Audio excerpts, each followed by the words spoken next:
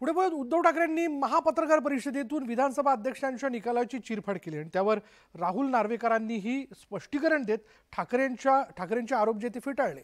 पण आता उद्धव ठाकरेंच्या या महापत्रकार परिषदेवरून राज्यातील राजकारण तापल्याचं पाहायला मिळतंय। ठाकरेंचे अध्यक्ष नार्वेकरांवर बाण, अध्यक्षांच्या निकालाची पोलखोल, सत्ताधाऱ्यांचा ठाकरेंविरोधात हल्लाबोल, महाराष्ट्रात राजकीय घमासान। शिंदेनी यावं, नार्वेकरांनी यावं आणि तिथे नार्वेकरांनी सांगावं शिवसेना कोणाची,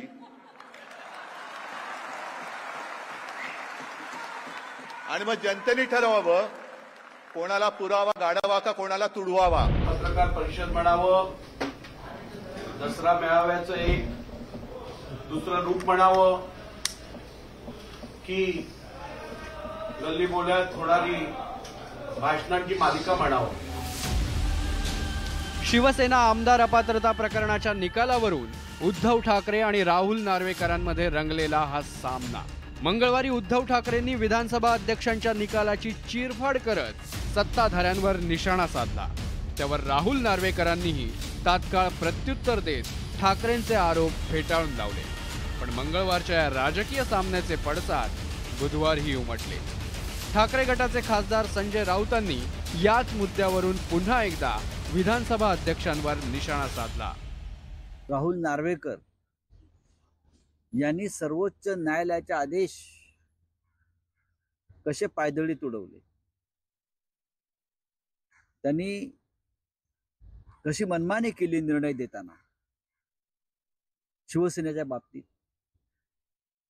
याचे प्रत्यक्ष पुरावे ते काल समोर आणले। ठाकरे गटाकडून नार्वेकरांवर टीकेची झोड सुरू असल्यानं सत्ताधाऱ्यांनीही यावरून पलटवार करायला सुरुवात केली। भाजपनं ठाकरेंच्या नार्वेकरांवरील टीकेला प्रत्युत्तर देत त्यात आदित्य ठाकरेंना ओढलं। अरे तुझ्या मालकाचा कार्टा राहुल नार्वेकरजींकडे कायद्याचे धडे घ्यायला बसायचा, विचार त्या आदित्य ठाकरेला। मग तेव्हा राहुल नार्वेकरची डिग्री दिसली नाही का? त्याचवेळी शिंदेच्या शिवसेनेनंही ठाकरेंच्या महापत्रकार परिषदेवर टीका करत निशाणा साधला। आम्हाला दुसऱ्याचे भोकं पाण्याची सवय नाही आहे। आम्ही कधी या भाषेमध्ये कधी कुणाला बोलत नाही।